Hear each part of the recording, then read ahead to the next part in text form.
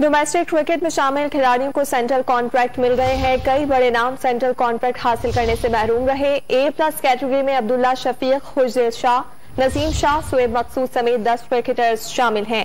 Update कर रहे हैं आपको, डोमेस्टिक क्रिकेट में शामिल खिलाड़ियों को सेंट्रल कॉन्ट्रैक्ट मिल गए हैं। सीनियर खिलाड़ियों को इवेंट में 20 कॉन्ट्रैक्ट दिए जाएंगे। A+ में अब्दुल्ला शफीक, खुर्शीद शाह, नसीम, सुहेब समेत 10 क्रिकेटर्स शामिल हैं, जबकि 5 कैटेगरीज में खिलाड़ियों के माहाना वजीफे में 1 लाख रुपए का इजाफा किया गया है। A+ कैटेगरी में अब्दुल्ला शफीक, खुर्शीद शाह, नसीम शाह, शोएब मकसूद समेत 10 क्रिकेटर्स मजमूई तौर पर शामिल हैं।